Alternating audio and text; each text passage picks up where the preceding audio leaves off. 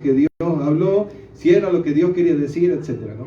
Así que en nombre del Señor vamos a comenzar, amén.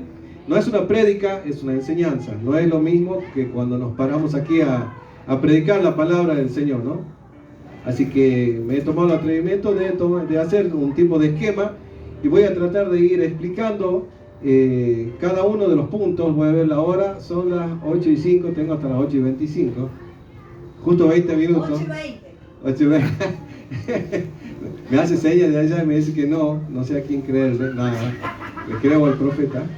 Entonces, en este esquema voy a tratar de ir abriendo o explicando el libro de Habacuc, amén.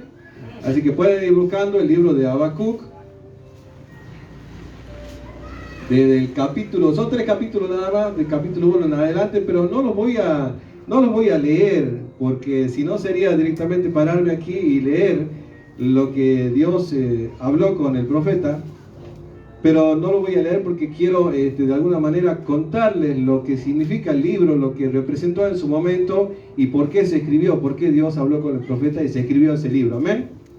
Ustedes saben, como decía el pastor, está dividido en profetas mayores y profetas menores, no porque alguno tenga un mayor o un menor acercamiento con Dios, sino por la cantidad, por lo mucho o poco que escribió de ese libro, ¿no? O sea, porque fue más corto o más largo, nada más que por eso.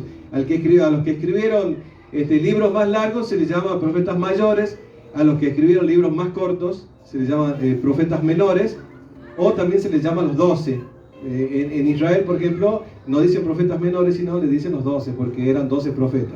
A saber, como dice el pastor, Oseas, Joel, Amós, Abdías, Jonás, Miqueas, Nahum, Habacuc, Sofonías, Ageo, Zacarías y Malaquías. Esos son los 12 profetas menores que vamos a ir tocando cada miércoles. O sea, durante 3 meses vamos a estar hablando todos los miércoles de los profetas menores, y hoy empezamos justamente con Habacuc.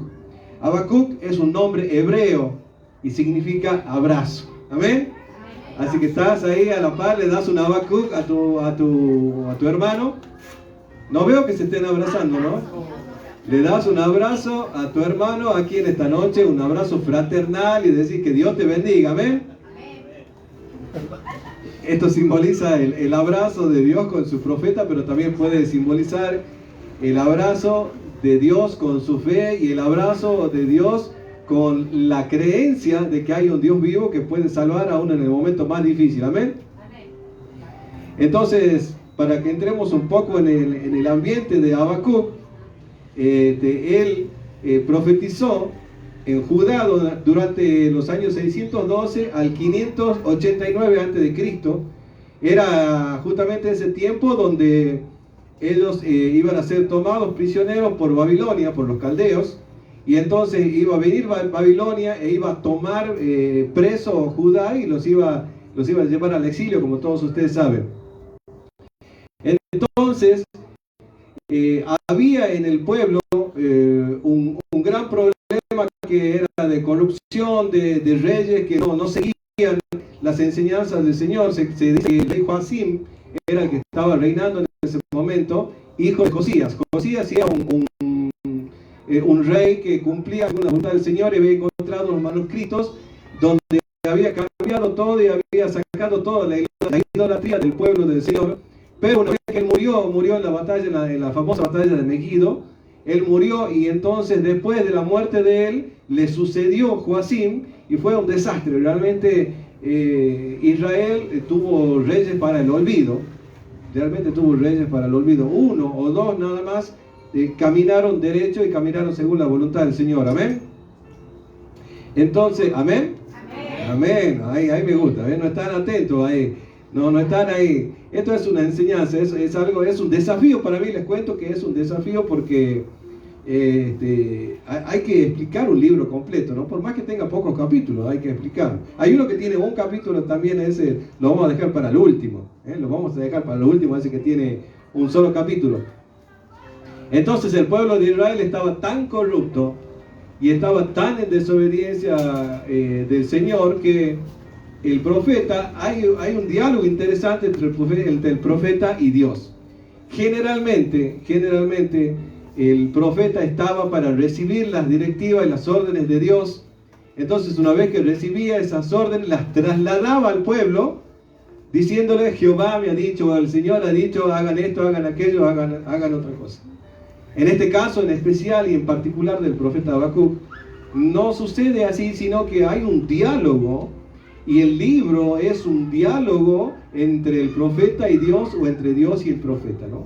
Primeramente comienza en el primer capítulo con un reclamo del profeta por la injusticia que estaba viviendo y que se vivía en el pueblo, dentro del mismo pueblo.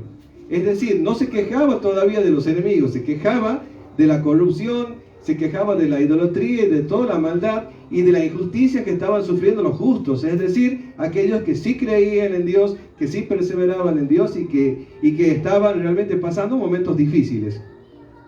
Cuando Habacuc habla con Dios y le presenta esta queja delante de Dios, le dice en el capítulo 1, y eso sí lo voy a compartir, versículo 1: ¿hasta cuándo, oh Jehová? Mire cómo empieza el profeta: clamaré y no oirás, y daré voces a ti a causa de la violencia y no salvarás. ¿Por qué me haces ver iniquidad y haces ver que vea esta molestia? Dice: destrucción y violencia están delante de mí, y pleito y contienda se levantan, por lo cual la ley es debilitada y el juicio no sale según la verdad, por cuanto el impío asedia al justo, por eso sale torcida la justicia. Amén. Entonces, así en este primer capítulo es una constante queja del profeta Habacuc hacia Dios, diciéndole: tú no obras, tú no actúas, tú no sales a favor del justo, es como que estás dormido, etcétera, ¿no? ¿Cuánto nos atrevemos tal vez ni siquiera a mirarlo al Señor con el temor, ¿no? del Señor, con el temor del Señor? Y sin embargo el profeta tenía un diálogo directo y se quejaba ante Dios. Y la respuesta que obtiene no es una respuesta que esperaba justamente el profeta, ¿no? Porque por un lado el profeta le anuncia que los caldeos se levantarán en contra de Judá, ¿no? Eso está en el capítulo número 1. Entonces, Habacuc continúa con la protesta por la invasión de Dios a su pueblo, por su pueblo, por la inacción, ni yo me entiendo lo que escribo, por la inacción de Dios al pueblo. Es decir, le dice: eres un Dios estático, un Dios quieto, un Dios que no está obrando al favor de su pueblo. Pero en el capítulo 2, la respuesta de Dios es una respuesta que no espera él, porque le dice: bueno, voy a enviar, dice, a los caldeos, o sea, al pueblo de Babilonia, para que sean tomados ustedes y sean derrotados y sean vencidos. O sea, encima de que se estaba quejando por la inacción de Dios, entonces de pronto Dios le dice: bueno, para corregirlos voy a mandar un pueblo peor que usted. Es una respuesta que obviamente no se espera, ¿no? Porque en el clamor, cuando nosotros clamamos a Dios y nos dirigimos al Señor, esperamos justamente que Dios venga a nuestra ayuda. Pero cuando clamamos y permanecemos en el error, entonces viene algo peor. El Señor mismo lo dijo: vete y no peques más para que no te venga algo peor. Y este es algo peor. Dios iba a mandar algo peor que ellos, o sea, un pueblo peor que ellos, peor de idólatra y peor de pecadores que ellos, para que los tome prisioneros, para que los lleve al exilio, para que los castigue, para que los derrote, con el fin de hacerlos reflexionar y con el fin de hacerlos prevalecer en la fe y en la esperanza de que hay un Dios que los puede librar. Es decir, estaban tan sumidos, estaban tan metidos en ese derrotero del pueblo de Israel, en la idolatría y en toda la maldad que estaba comenzando por sus reyes, que se extendía hacia prácticamente todo el pueblo, que Dios dice: bueno, les voy a mandar un pueblo peor que ustedes, para que les vaya peor todavía de lo que la están pasando. Entonces, el profeta espera esa respuesta de Dios, y Dios le responde en el capítulo 2. Y el Señor le dice, y esto quiero compartirlo con ustedes, capítulo 2, El versículo 3 dice: y Jehová me respondió y dijo: escribe la visión y declárala en tablas, para que corra el que la leyere. Aunque la visión tardara aún por un tiempo, mas se apresura hacia el fin, y no mentirá. Aunque tardare, espéralo, porque sin duda vendrá. He aquí que aquel cuya alma no es recta se enorgullece, mas el justo por su fe vivirá. Amén. Y este es el capítulo central del libro de Habacuc, ¿no? De cómo el Señor dice: si van a venir malos tiempos, voy a mandar algo peor para que ustedes se corrijan y para que aquellos que no creen sean castigados y corregidos, pero el justo por su fe vivirá. O sea, si ustedes se permanecen fieles y permanecen firmes en mi palabra, si no fluctúan de izquierda a derecha, si no se dan por vencidos, si realmente demuestran que la fe es lo que los sostiene, lo que los mantiene, ustedes no se preocupen, porque el justo por su fe vivirá. Entonces le está diciendo: yo el mal que voy a traer es primero para corregir a mi pueblo, pero tampoco te preocupes, porque el impío no quedará sin castigo. Lo que le está diciendo el Señor es: yo voy a corregir a mi pueblo y voy a castigar a aquellos que me han rechazado y se han volcado a la idolatría y están haciendo lo malo delante de mis ojos. Pero tampoco va a quedar sin castigo aquellos pueblos que han fundado su imperio y han fundado todo lo que han hecho a través de la sangre, y a través de la maldad, y a través de la violencia, y a través de las cosas, de todas las cosas malas. ¿Me entiende? Entonces hay dos clases de castigo. Primero, Dios castiga a su pueblo y corrige a su pueblo, a aquellos que se han apartado y alejado de la fe, o sea, aquellos que van a recibir el castigo, aquellos que no están marchando derechitos, aquellos que no están yendo por el camino y las sendas de justicia marcadas por el Señor. Pero también a su vez hay otro castigo que viene sobre aquellos que Dios usa para castigarlos a esto, pero también aquellos no van a quedar sin castigo, porque esos ya directamente están totalmente alejados de las cosas de Dios, no conocen de Dios, no les interesa a Dios y no les importa lo que Dios haga. Entonces el juicio de Dios también viene sobre aquellos que no han creído nunca en las cosas del Señor. Amén. Entonces el profeta le dice: está bien, dice. Está bien, le dice al Señor.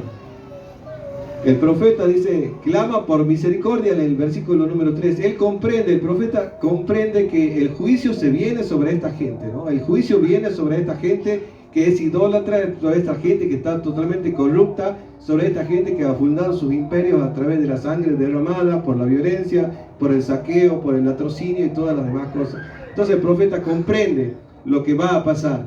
Comprende de que toda esa gente va a su tiempo a ser derrotada, a su tiempo va a ser castigada y a su tiempo van a llevarse su merecido, porque no van a estar de pronto. Hay otro capítulo donde se muestra en la Biblia donde dice: Señor, pero ¿por qué aquel prospera y yo no? Y entonces todo su tiempo parece que prospera, parece que está bien, parece que no tiene castigo, pero va a llegar un momento en que esa persona va a tener que rendir cuenta por todo lo malo que ha hecho. Y entonces ahí realmente se verá la justicia del Señor. A veces el Señor tiene tanta, pero tanta misericordia, que deja que las cosas se vayan dilatando, que se vayan diluyendo, esperando que esas personas procedan al arrepentimiento. Pero si esa persona, en vez de proceder al arrepentimiento, sigue endureciendo su corazón, entonces el final para esa persona es inminente. Llega el momento en que llega el final y se acabó y no hay otra historia, y no hay otra oportunidad más de parte de Dios. Por eso dice la Biblia: busquen al Señor mientras puedan encontrarlo. Amén. Entonces el profeta comprende de que Dios ya ha emitido su juicio, de que el castigo es inminente para Israel, que van a ser tomados por los babilonios, van a ser derrotados y van a ser tomados presos por más de 70 años. Entonces él comprende, aquí no lo dice, pero en otros textos sí lo dice. Entonces él comprende y hace esta oración, ¿no? En el capítulo 3, el versículo 16, dice el profeta, miren ustedes qué interesante lo que le dice el profeta. Y se conmovieron mis entrañas, a la voz mis labios temblaron. Pudrición entró en mis huesos y dentro de mí me estremecí. Si bien estaré quieto en el día de la angustia, cuando suba el pueblo, el que lo invadirá con tus tropas. Él comprendía que este juicio iba a venir sobre los impíos, sobre aquellos que no buscaban de Dios y no buscaban su presencia. Él comprendía que no iba a morir, porque los juicios de Dios y el castigo de Dios, cuando somos tomados por hijo y para su pueblo, no son para destrucción ni para muerte, sino para corrección. Y eso es lo que tenemos que aprender. Cuando viene la corrección es donde realmente duele, pero duele para hacer volver, para volver al camino antiguo, para las sendas antiguas. Entonces el profeta comprende y dice: yo me voy a quedar quieto porque yo sé que el día malo viene y sé que no va a ser para muerte para mí, pero para otros que no han creído, para otros que han rechazado, para otros que te han dado la espalda, va a ser de destrucción y de muerte. Él comprende. Y él entonces ahí aflora, en ese momento difícil, aflora la fe.